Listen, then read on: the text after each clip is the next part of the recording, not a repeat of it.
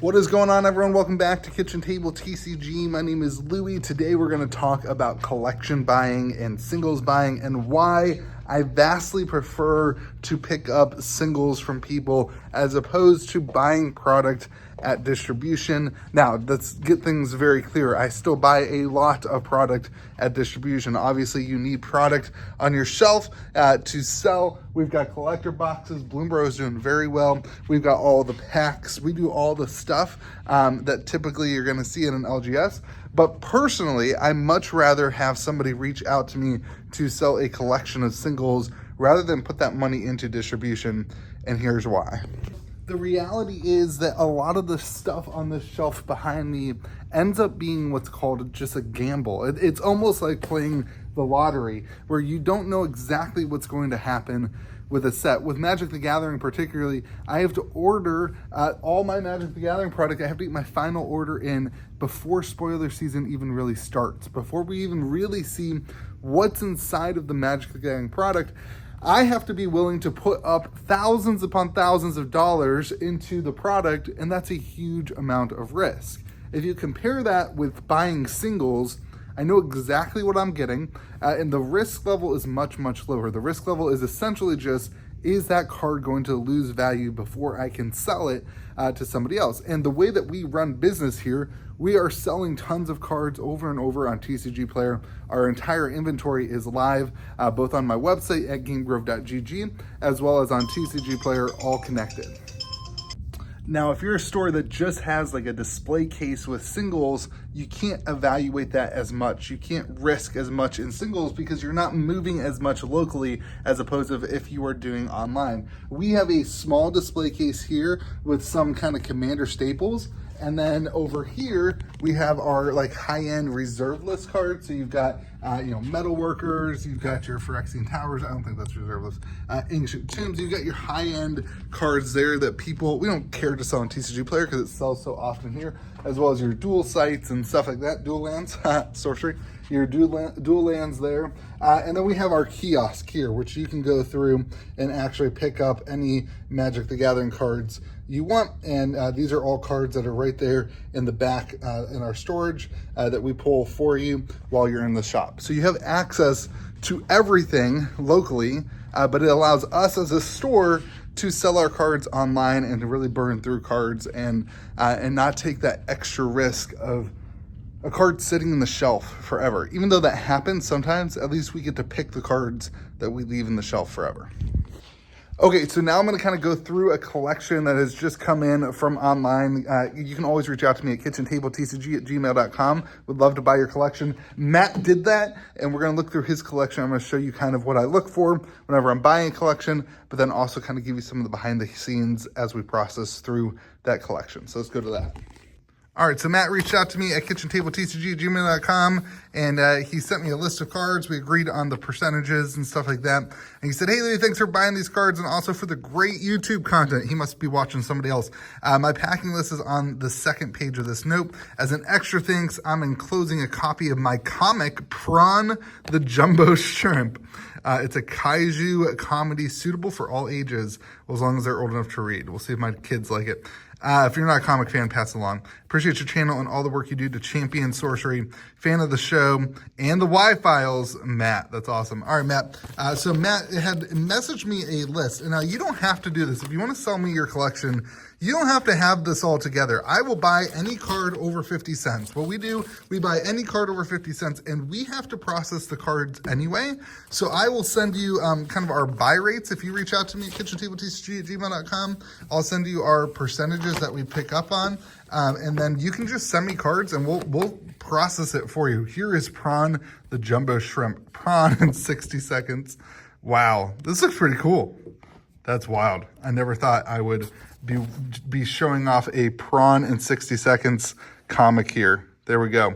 All right, let's get to the fun stuff. Matt's comic, I guess, was the fun stuff. So here's the cards. Now, here's the thing. I know a lot of people in the past on YouTube have basically been like, don't buy modern state cards. Only buy reserve list cards, blah, blah, blah. Well, the reality is that the cards that sell on TCG Player efficiently and effectively and quickly are not reserve list cards. I mean, those sell, But the reality is that the vast majority of cards that sell on TCG Player are under that $10 price point. They're people picking up cards for commander decks. And so if you can set up your life and your business to be able to buy cards and move singles and move through things, it doesn't matter if the cards are only, ooh, there's a Vault of Whispers original foil from Mirrodin. That's awesome. We have a ton of Pauper players, so these always go pretty quick. Aether Vial, Ugin's Nexus, beautiful card. Ren and 6, I remember trying to pull the hell out of that card. Scorpion Gone, here's Kahira. Oh, this is from the Multiverse Legends. So you don't have to sell just expensive cards. People kind of, I don't know, maybe it's just that kind of previous YouTuber mentality where it had to be reserve list cards. We're kind of in this world where that's all people think that people want to buy. But we buy any card over 50 cents. That's our rule.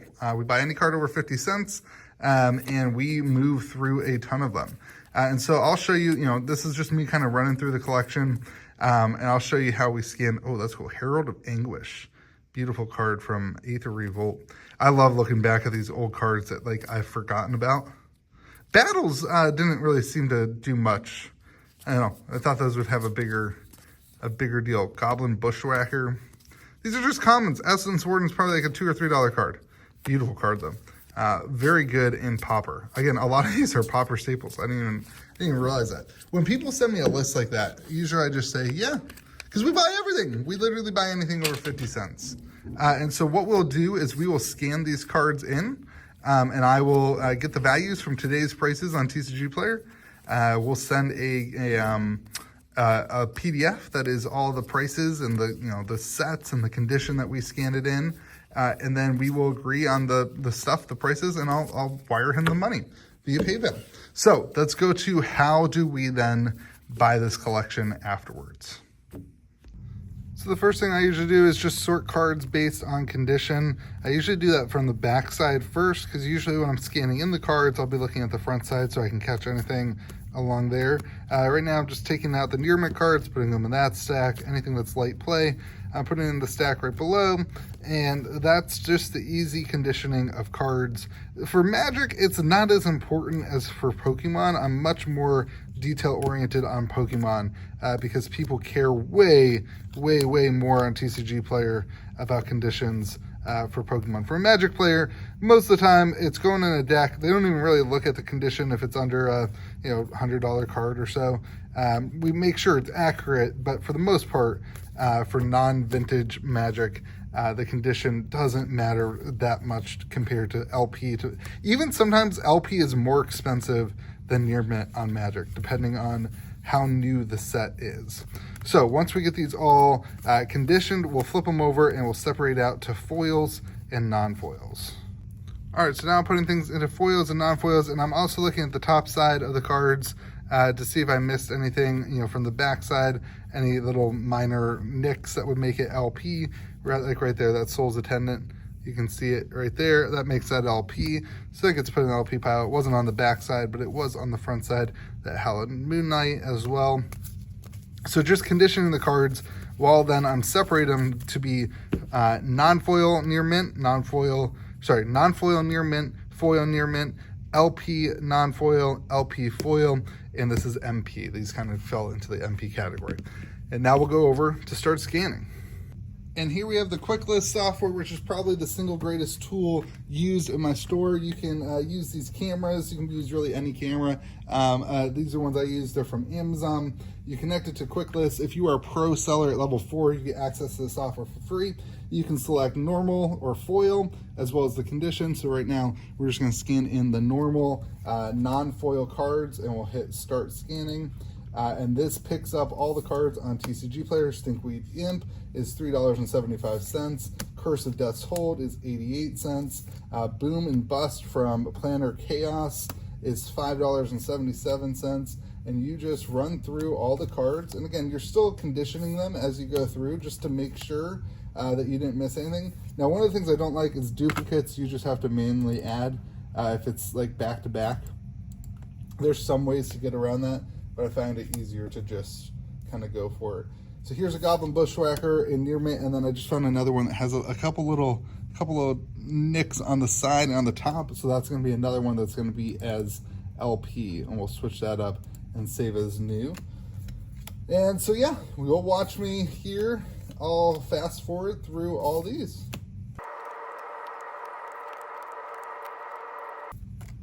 All right, and that is all of the near mint non-foils. So now we'll move on to foils. You may have seen me making sure the set is correct as I'm scanning. It's just something you got to pay attention to while you're scanning, because when we submit this, it'll go directly to TCG Player. And here's a different view of you all from the messy behind the counter as I scan in the foils. Again, these are now near mint foil. Just making sure, like this one popped up as Halo foil or serialized. It's neither of those. That was actually only a 42-cent card, so that's actually below our buy, but we'll just keep it in the collection. Why not? Yeah, and so again, this is how we scan all the things. And we have one of these in the back, a setup like this in the back, and we also have a setup in the front so that our employees can do it if we get really busy. We can have somebody run in the back and help as well. Now, sometimes it doesn't work, like this one's not scanning, and so you have to add it manually. So we'll type in mom erg, and this is the From the Vault lore version, and it's that easy to add when something doesn't scan. All in all, the software works pretty well. There's a bunch of features I wish that they would add, but the software works pretty well. And now once we're done scanning, we emailed Matt this list of all of his cards with the conditions and the set that we scanned them in as well as with the price that was at TCG Player today. With his total there, and we gave him store credit 65%. He's going to end up getting $140 in store credit, and we do all the work. And the point is, we do all the work because we have to do the work anyway. And so a lot of people send me full-on lists with everything, and that's great. It's kind of nice to know what's coming in, and I get it. You want to know what's coming in, but you don't need to give me a detailed list of your cards like this, because I have to do it anyway, and I'm going to send you a detailed list for you to approve. And you can ask a question. You can say, Louis, why was this $4 Great Furnace listed as LP? And I can take a picture for you and tell you why I selected that to be LP. We can work through things if we need to and come to the conclusion and come to the deal. So Matt, thank you so much for selling me your collection. If anybody else wants to sell a collection, head on over to KitchenTableTCG@gmail.com. Shoot me an email. Again, this is a small one, Matt. This is probably one of the smaller collections that's come in from online, but this is the type of stuff we do literally every single day here at Game Grove, and that's how we do it. So I hope you all have yourself a fantastic day. Remember to be kind to the people around you. We'll see you again next video.